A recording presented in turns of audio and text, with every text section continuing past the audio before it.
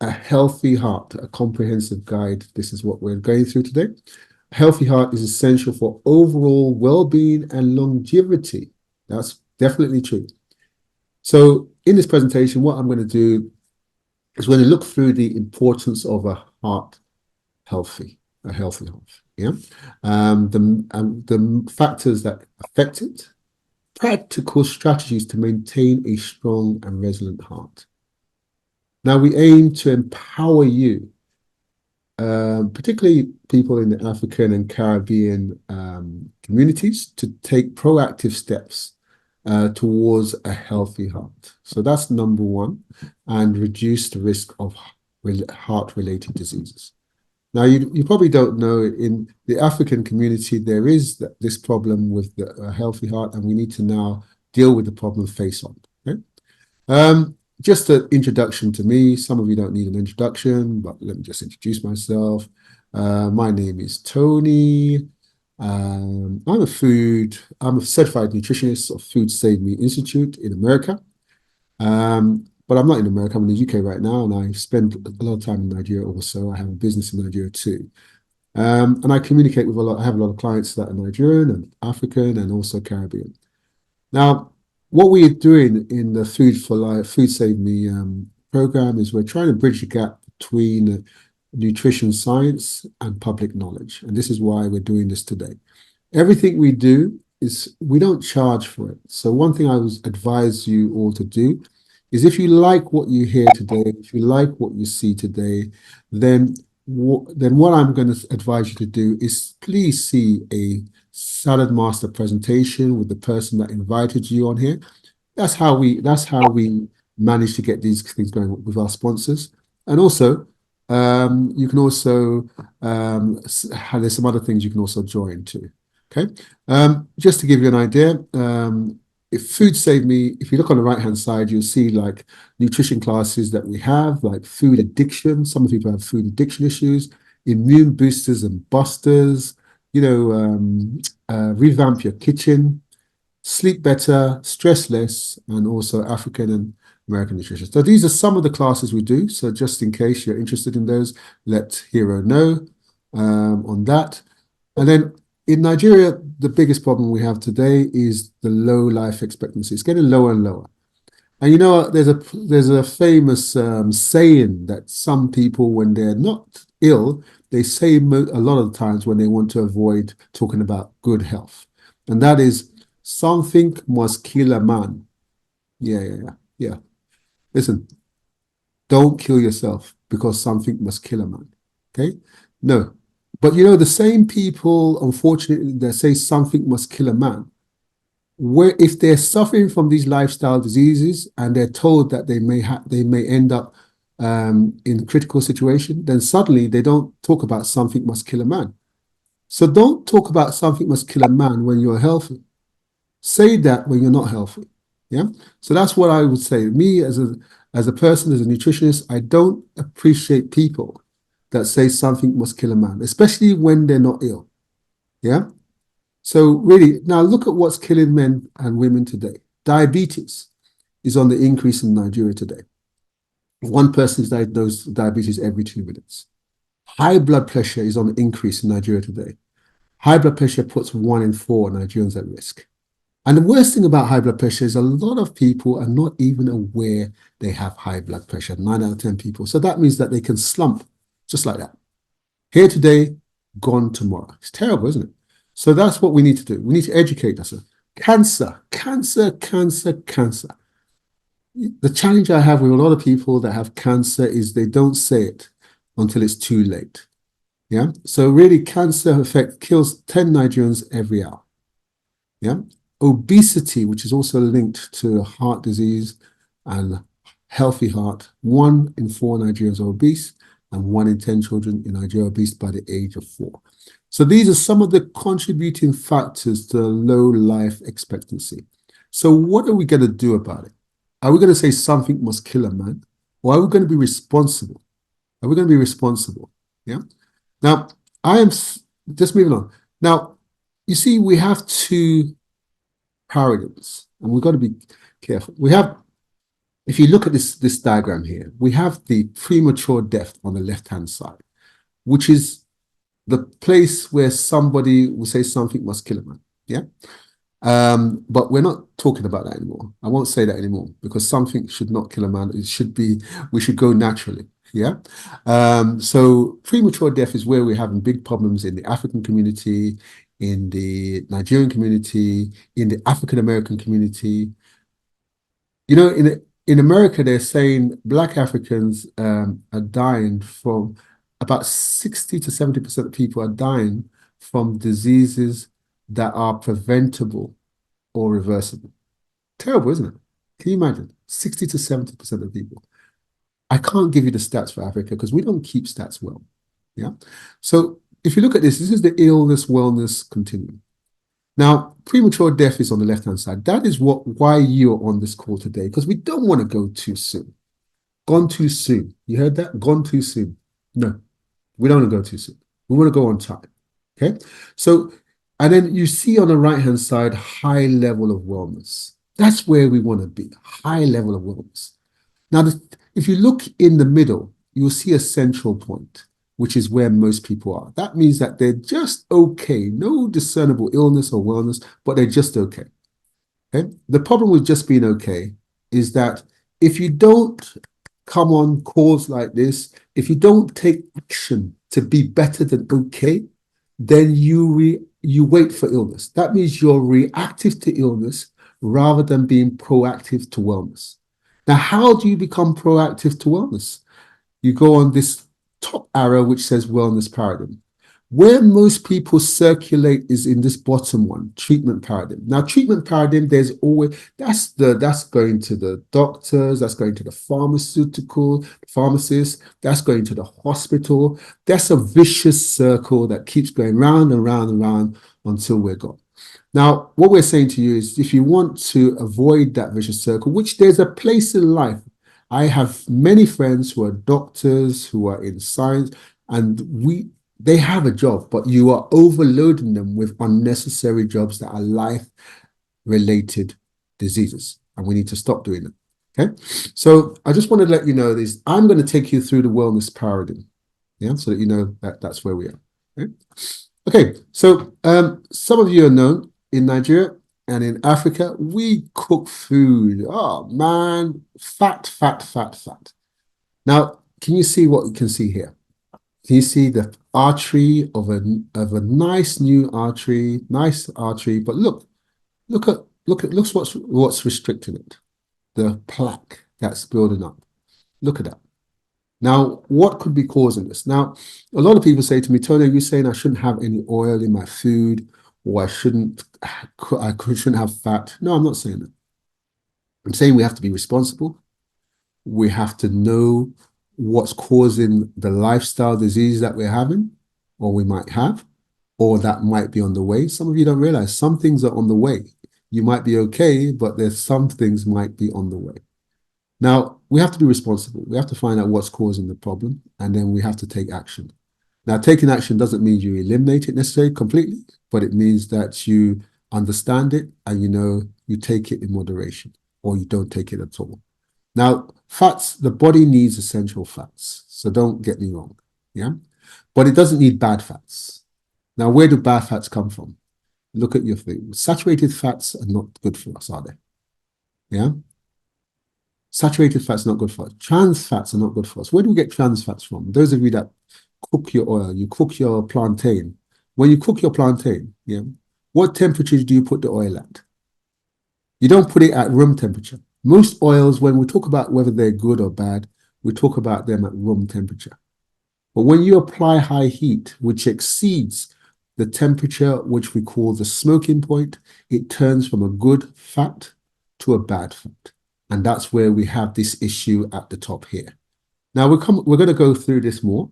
Now, did you know that 1 tablespoon of oil is actually 18 grams of fat, which is 163 calories? When you think about the daily recommended calorie intake is roughly around, on average, around about 2,000 calories.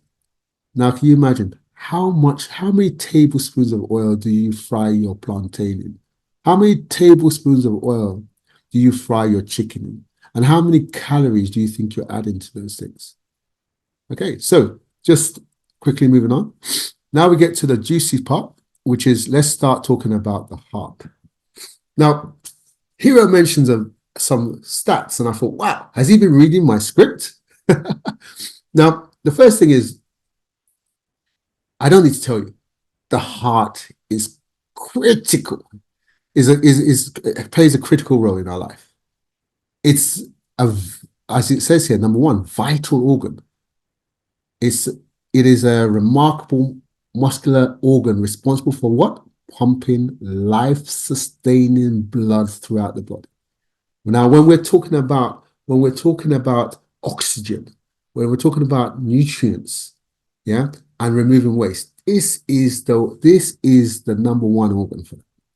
Okay, it also has workload. This thing doesn't stop. You know, when your heart stops, you stop. When your heart stops, you're you're literally stopped. So now, continuous workload that we put on our heart, it works tirelessly, beating approximately 100 times per day. And look how many liters it's pumping. What on earth? Pumping 7,500 liters of blood throughout the body. Wow, that's a lot. Also, the second thing that you have is also emotional, isn't it? You know, when we talk about love, we talk about the heart. Courage, we talk about the heart. Emotion, we talk about the heart. Yeah.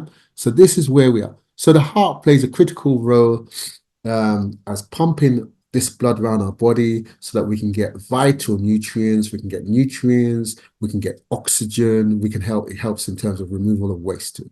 So that's number one. Okay, so just moving on from there. Okay, so now moving on. What are the lifestyle diseases that impact our heart health? So some of you will hear high blood pressure and hypertension is one, isn't it? Yeah. So anyone that has high blood pressure or hypertension, it's a major risk factor for heart disease. Yeah. You put excess strain on your heart and blood vessels. That means you increase the likelihood of a heart attack and strokes and other cardiovascular complications. High cholesterol, you hear that a lot in Nigeria. Yeah. Obviously, you've got elevated levels of cholesterol. The LDL cholesterol, which is the baddie, yeah, can lead to building up plaque. You remember those arteries I showed you earlier? It builds up plaque around those arteries, yeah, and therefore restricting the flow of blood and increasing the risk of heart disease and stroke.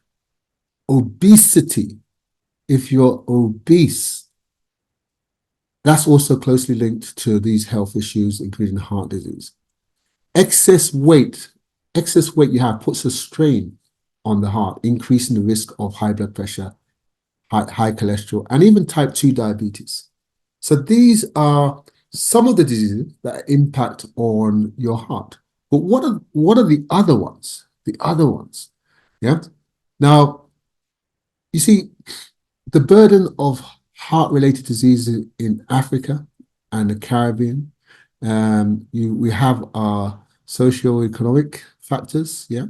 That means that access to healthcare, yeah? Sometimes we might not have, or it might be too expensive to access healthcare.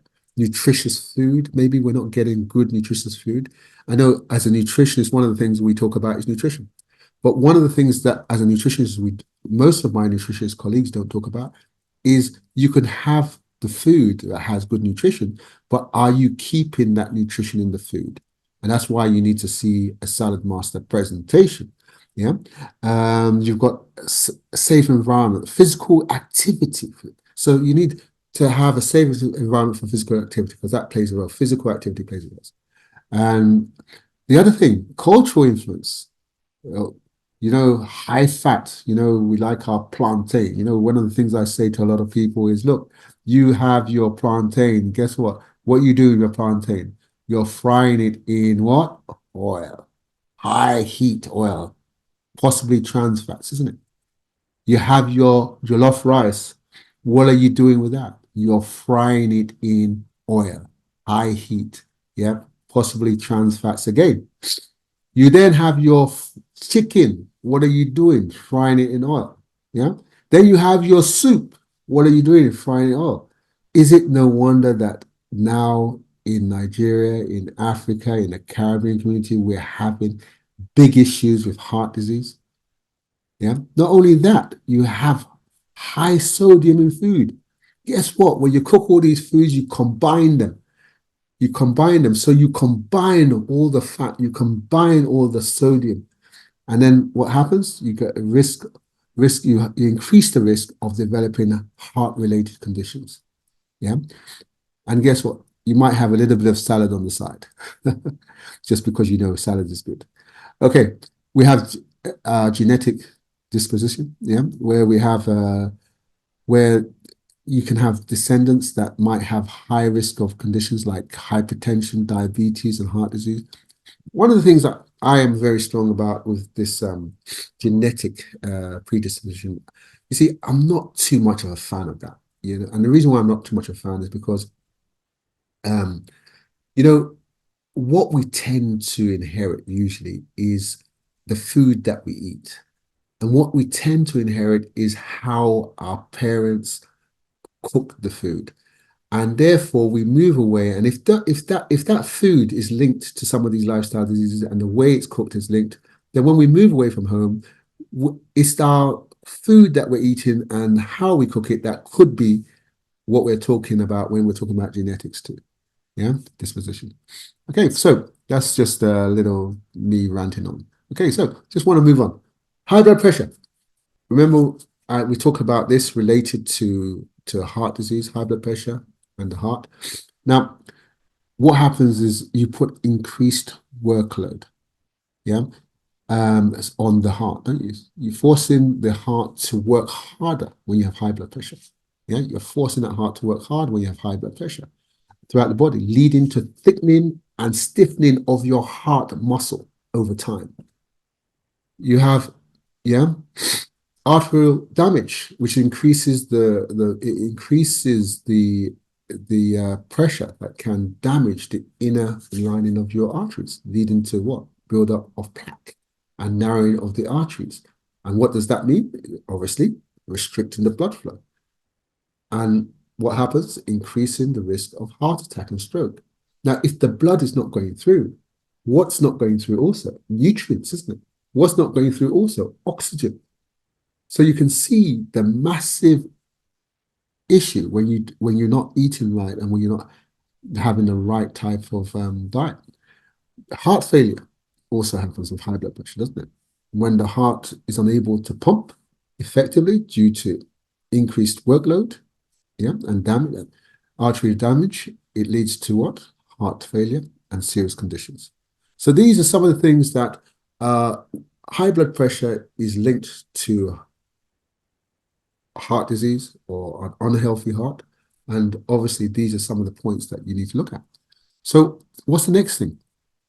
Cholesterol, the link between cholesterol. Some of you may go to the doctor and they may say, oh, you've got cholesterol issues. What is the link? The link between them. Now, the LDL cholesterol, which is the baddie, the bad cholesterol. You know, we have HDL cholesterol and we have LDL cholesterol.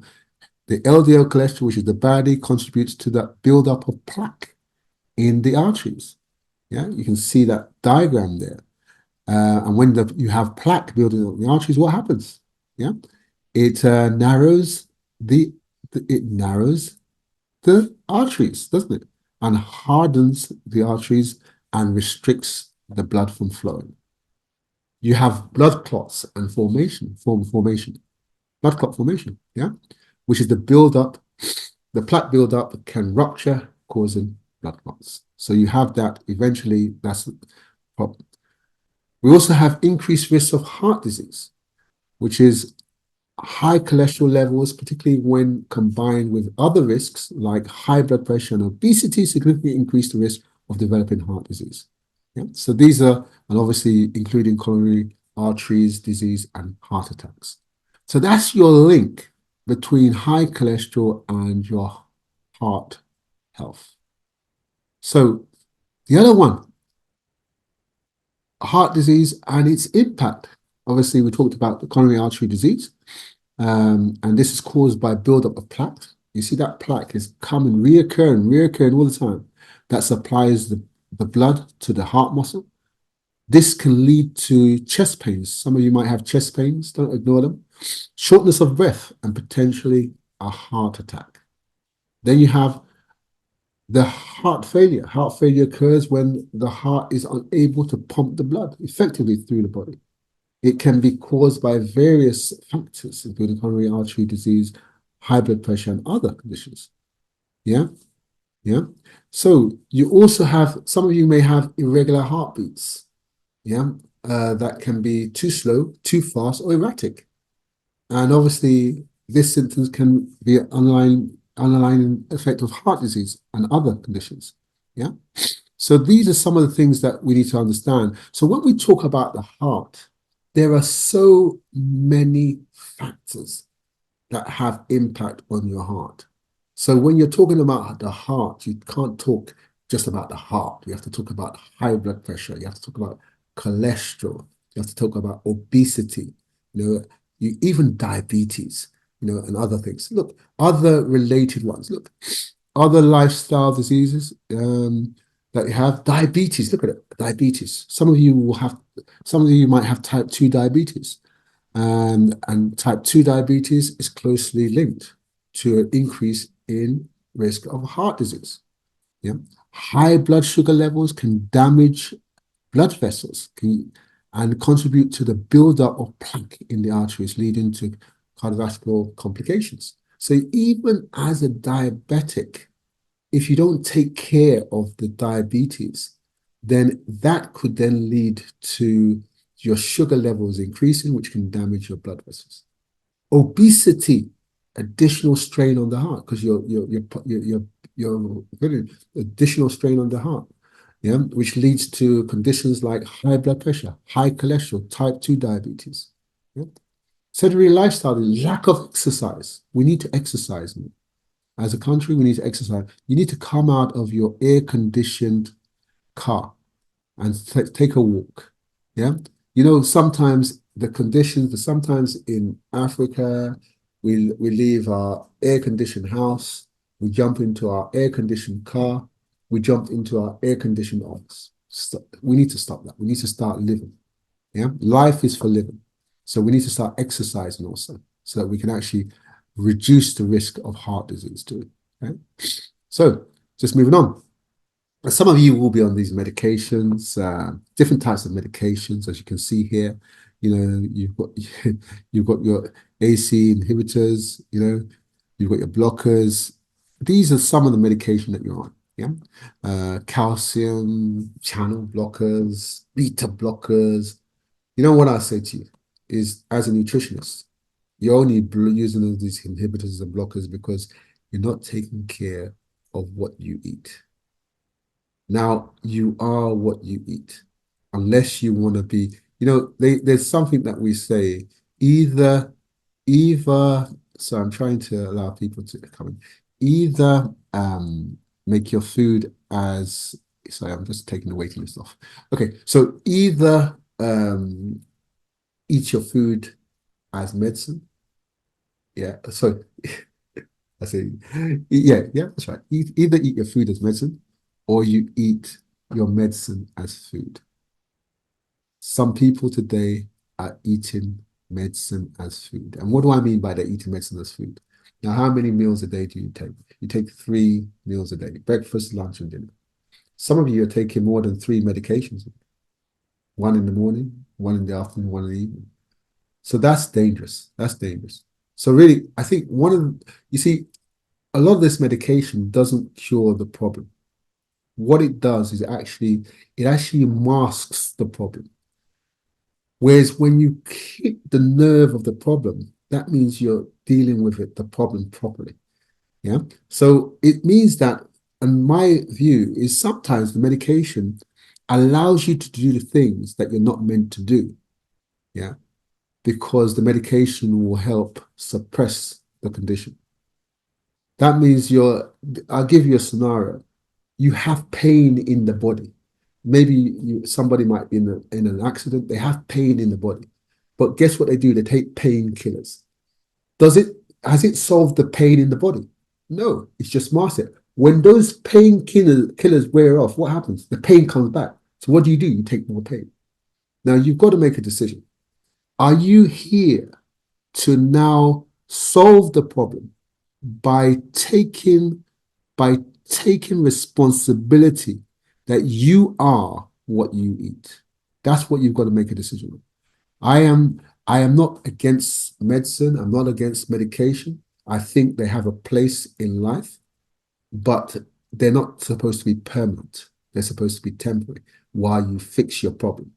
But some of us are not fixing the problem, and we're hoping the medication fix the problem. It's not going to fix the problem. Yeah, it's your food. You are what you eat. You cannot carry on doing the wrong thing and expect to get the right results. Okay, so common medications. Those of you with cholesterol, you know the statins, yeah, and you know what it does to your blood and so on. And you also all these different medications, and I'm just showing you them because I just want to make sure some of you might spot some things that you're on. Yeah, I'm not a doctor, so I'm not going to be talking too much about these things. Okay? Common medication for heart disease. Yeah, as you can see there, there's a number of them. I'm not too much of a fan of any of them, but at least you might see your medication here. Now, guess what I'm going to do for you as a nutritionist? I'm going to replace, hopefully, most of these with food.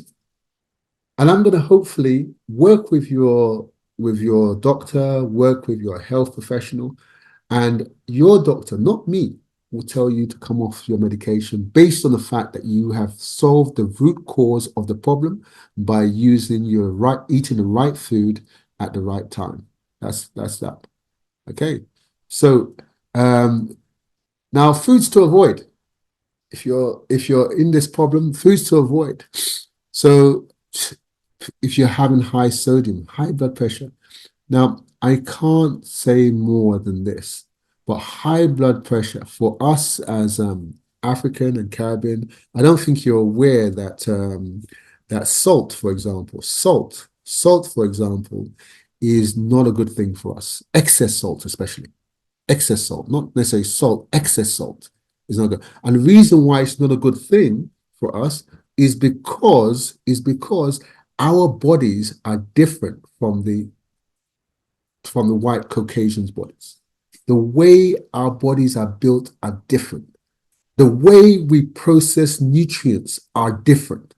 And I'll give you an example. If you go to the same restaurant with your colleague who might be from Europe, from England, a white colleague, white Caucasian, and you eat the same food with excess salt in it, and you have excess salt in your body, and he has excess salt in his body, or she has excess salt in the body, do you know what happens? In their case, do you know what happens?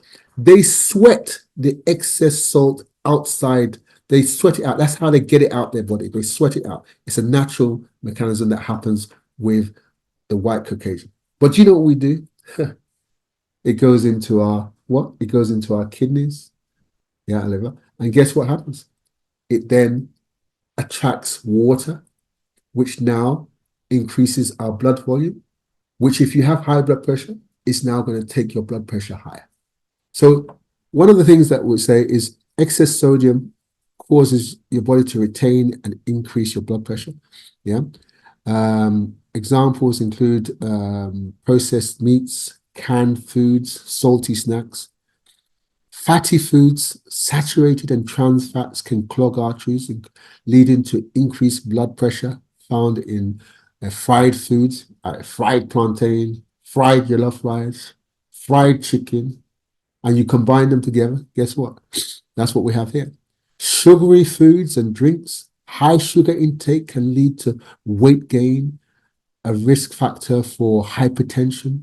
Common sources are soda, candies, baked goods. Alcohol, those of you that like your alcohol. Alcohol is also excess consumption can lead to heart and artery raising blood sugar.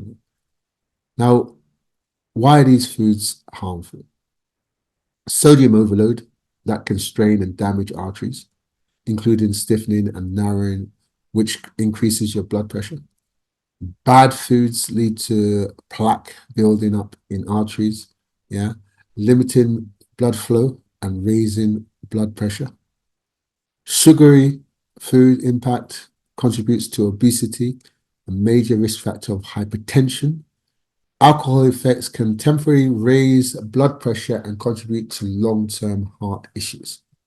Avoiding or limiting these types of food and drinks is crucial for managing blood pressure and reducing the risk factor for hypertension related to complication. But look, one of the things I say to a lot of people when they come to me, one of the things that people don't understand, and this is one of the reasons why people think, okay, they say I shouldn't have this, I shouldn't have that, I should eat this, I should eat more of this. One of the things that I always say to people is when you want to solve a problem that's linked to your heart or linked to any lifestyle disease like hypertension, the first thing you need to do is you need to talk to a nutritionist, you need to talk to a dietitian, you need to talk to a doctor. And you need to say, first thing, from a nutritionist point of view, what are you eating right now that could be causing this problem?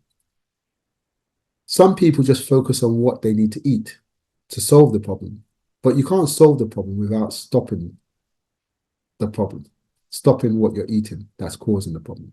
So this is the first thing you need to do. Look at foods that you're not, if any of them are on your list, let's say. Foods to reduce for hypertension risks, similar things. So foods to reduce the hypertension risks, yeah?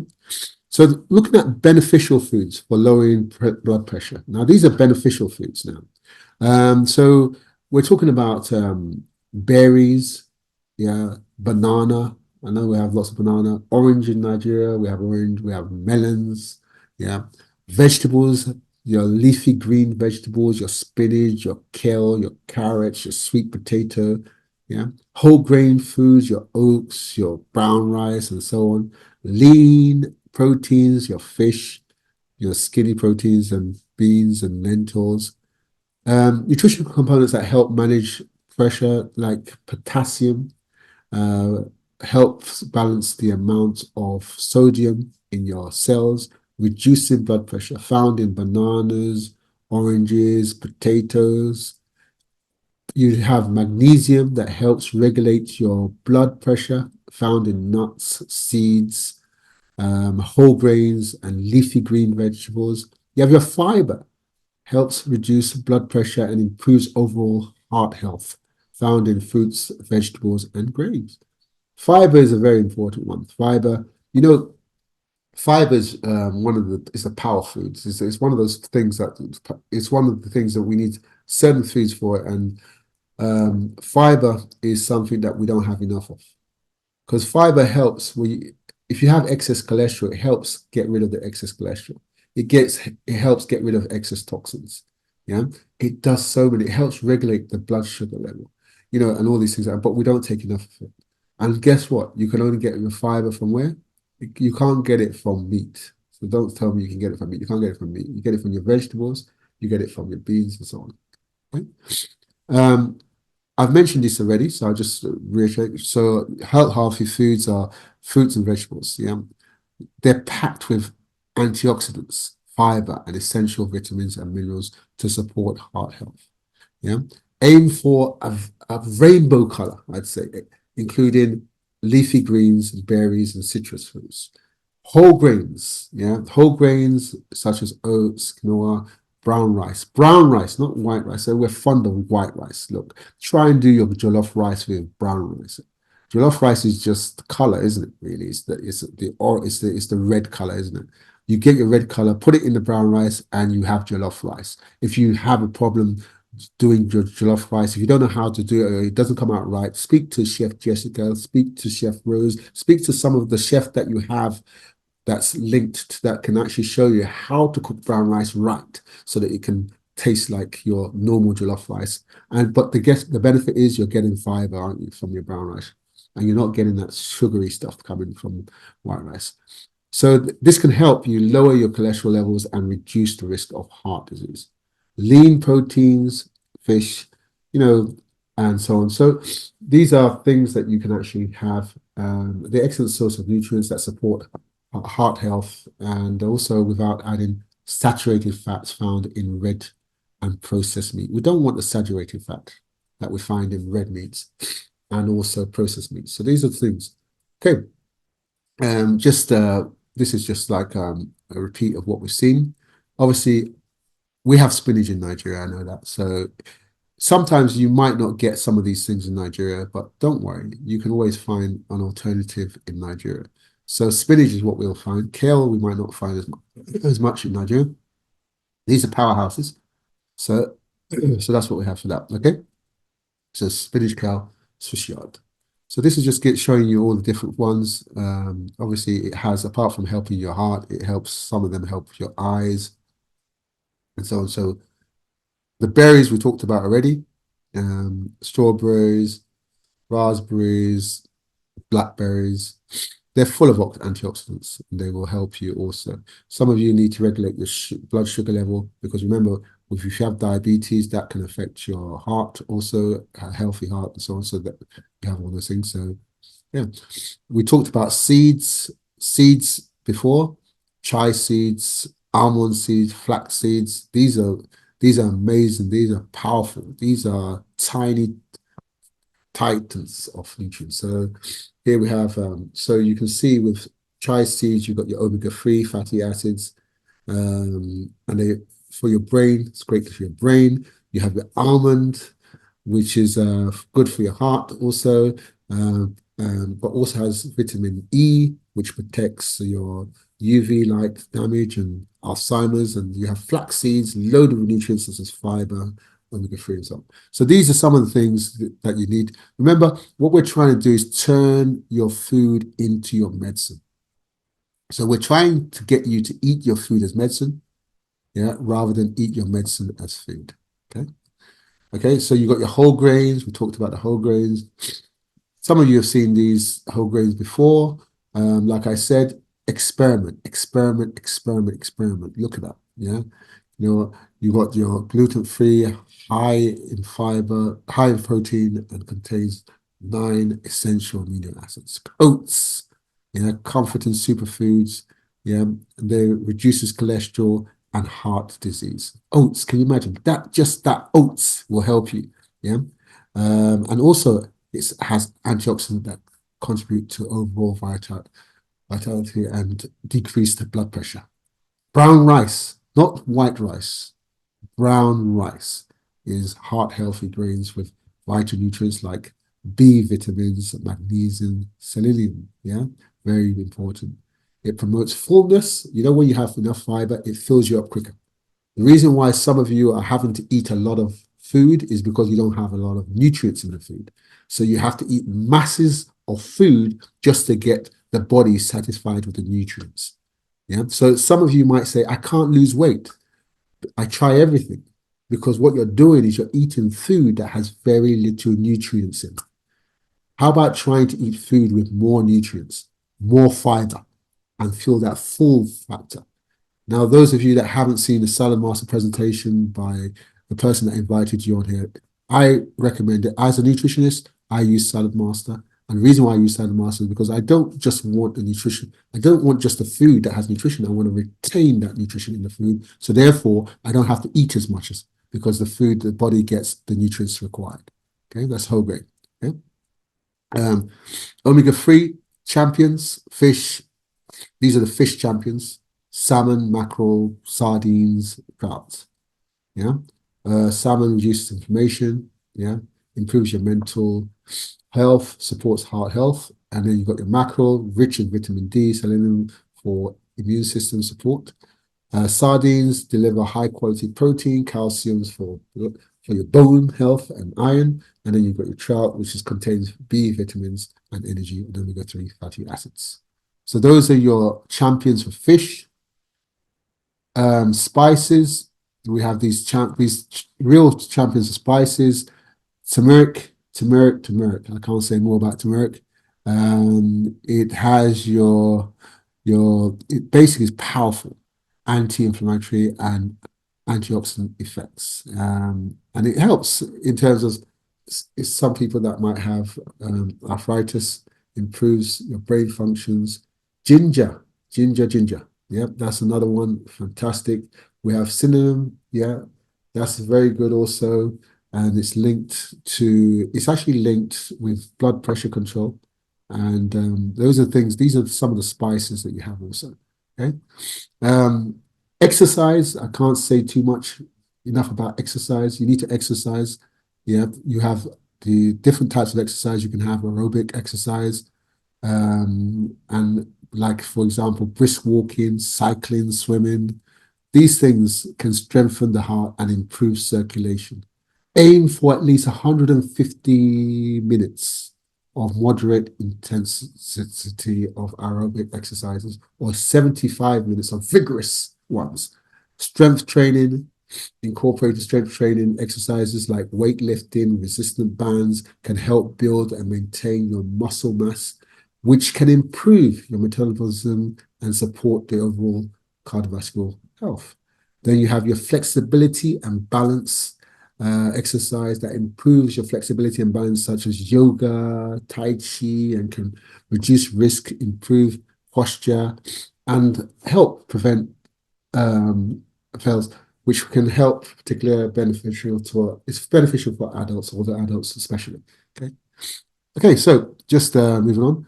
Now, normally I have a program which says stop living, feeding, and sleeping with your enemy. Now, nobody consciously lives, feeds, and sleeps with their enemy, but unconsciously, a lot of us are doing that. Do you know that today there are some people that have lifestyle diseases, and do you know that their car is more healthy than themselves? Do you know that the priority that to make sure that their car is healthy, the lengths they go to make sure their car is healthy, yeah, is amazing. But they're ending up with lifestyle diseases and they're ill, but their car is not ill. Now, which one has the most priority? Which one should be first? Should it be your health or your car? I just don't believe it. I see people with fantastic cars in Nigeria, in Ghana, in Africa, in the UK, but their health is suffering. How long is the car going to last you for? Look, we need to understand one thing. If you have a lifestyle disease or an illness and you don't take care of it, you know what happens? It gets worse. And when it gets worse, guess what happens? It now takes over the body. So when you create an environment, a lot of us create an environment inside our body that allows these lifestyle diseases to prosper, to grow. Now, when you have an environment in your body where the lifestyle disease is growing and growing, for example, you might have high blood pressure, and your body is suitable for high blood pressure because you're eating the kind of food that high blood pressure needs. So it's eating your food, it's enjoying your food, it's getting stronger. Eventually, it takes over the body because it's so strong because you're feeding it the food it likes. And guess what happens? When it takes over your body, you know what it does now? It will now decide it wants to have a party inside your body. Maybe it's its first anniversary in your body and it's going to celebrate its first birthday. And you know when it has its birthday in your body, its party in your body, you know what it does? Just like when you have a party, what do? You invite your friends.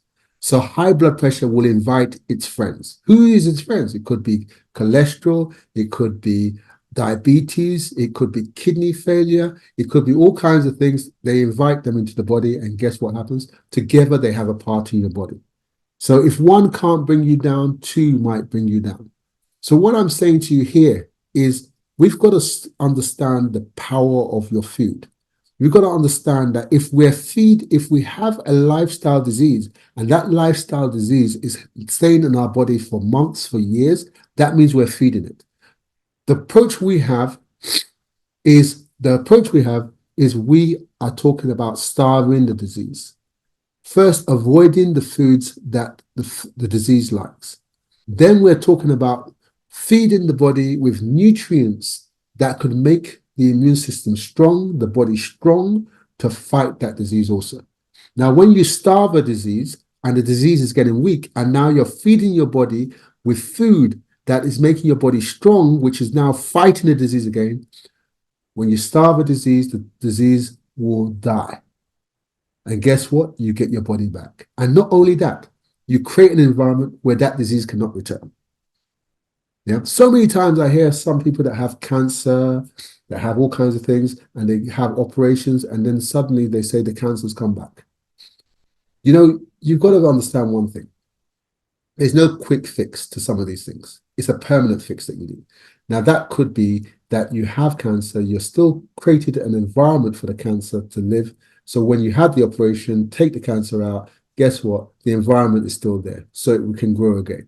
What we're talking about is not making sure that environment is not there. And that's where you talk about your food and now starving that. So just to give you an example, I want you to listen to this she looks very young.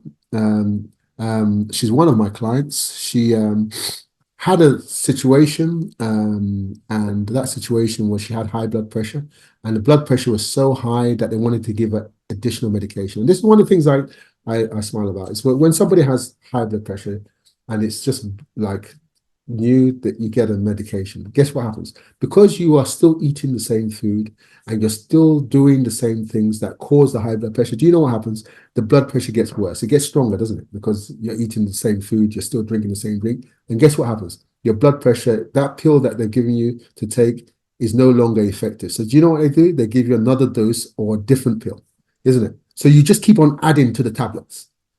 But it keeps carrying on. Some people will take 8 tablets a day, 10 tablets a day. Why? Because you're still doing the wrong thing. You're still eating the wrong thing. You're still eating things that are not right for you. But you're using medication to suppress the fact that you're doing the wrong thing. Okay. So I want you to listen to her very carefully. It's only a short video, so don't worry. It's only a short one. Good afternoon, Madam Maduka.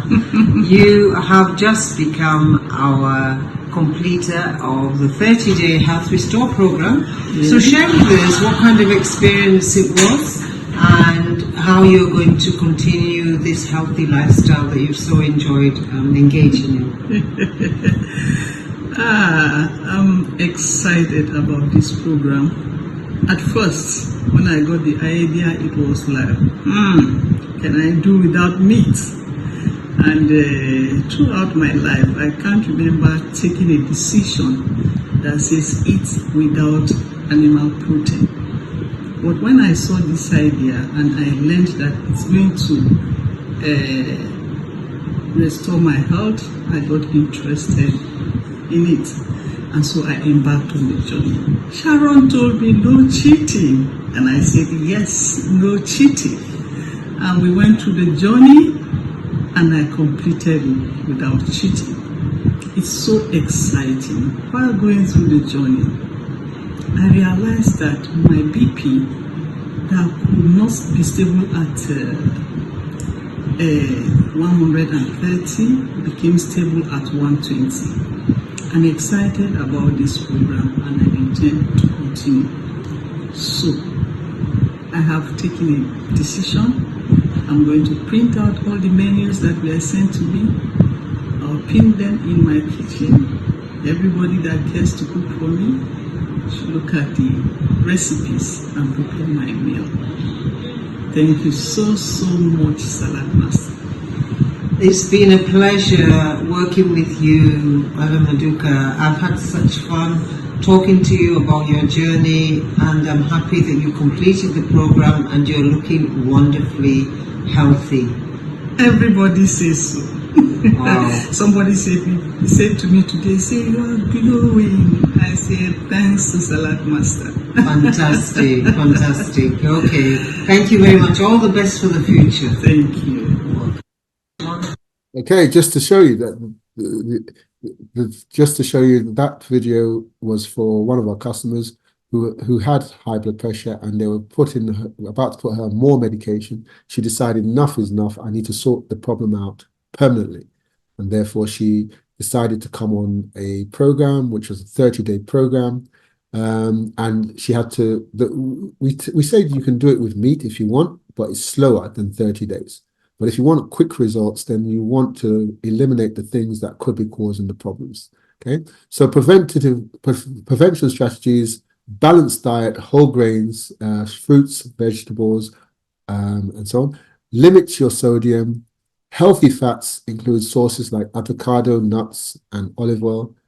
Yeah, but not olive oil heated up, by the way. This is like having it on a salad or something like that. Hydration, adequate water. You need to be drinking adequate water to maintain your healthy blood pressure. Regular exercise. Exercise lowers your blood pressure, strengthens the heart, and manages weight. Activity recommendations, I've said that already. Stress management, impact on stress. Yeah, chronic stress can contribute to high blood pressure. Relaxing techniques, practice mindful meditation, so on. Lifestyle adjustments, adjust your sleep. Now, sleep also can affect your blood pressure. We have a program, that's why we have a program on sleep, where sleep can affect your blood pressure. Yeah, and we can tell you more about that when you join that. Okay. Um, some of you are increasing your blood pressure. You know how? You've got toxic cookware, some of you. So you need to do a test. Whoever invited you on this call, ask them to come and test your cookware. Yeah. Now, I don't know whether you bought cookware so that you can eat the cookware. I don't think so. I think you bought cookware so that the food can cook, so that the pot can cook the food so that you can eat the food. But what if you found out that apart from eating the food, you're eating the cookware? What if you found out that the taste of your food is affected by the cookware? What if you found out that because the cookware doesn't taste nice when it combines with your food, you're having to add excess salt and excess seasoning to your cooking to make up for the distorted taste that the cookware is giving your food? Please take note. Get your cookware tested and make sure that you're not eating your cookware with your food. Okay? Now, I'm finishing off now. So one of the things I will say to you is I want you all to be happy. And when I say happy, what I mean is I want you to increase your health span during your lifespan. There's no point saying you want to live long if you're not living healthy and long. I'll give you two scenarios. My dad is 93 years old right now. Yeah. 93 years old. And just a few months ago, I went to my dad's house and I saw a bicycle in his house. So I said, Dad, why you got the bicycle in this house? Whose bicycle? He said, it's mine. I said, what do you mean it's your bicycle? He said, oh, I took my car to the mechanic and they said it would take a whole day to repair it. When I was at the bus stop, waiting for the bus too long, I decided to cross the road, buy the bike and ride the bike home 5 miles from where they are. 93 years old. And he's fit as a fiddle. He has had very little health challenges at all. Yeah. He's from the time we were young, he was asking us to eat brown bread, not white bread. He was asking us to eat brown sugar, not white sugar. Yeah. He was already helping us at an early age. He knew something that we didn't know. Now, he's been healthy for 93 years, I would say. But guess what? I know someone also that's 90 years old. But unfortunately, yeah, he has been on medication since the time he was 50. And the medication has increased year in, year out, such that he has to take a bag of medication with him when he goes out. Now, is that living? I say life is for living. So life is for living means that you need to start appreciating food plays a major role in your health. Just because the food tastes nice doesn't mean you need to destroy your health. You can have food that tastes nice that can improve your health. You just need to have the right tools, the right cooking techniques, and the right advice to be able to still enjoy your food as medicine rather than your medicine as food.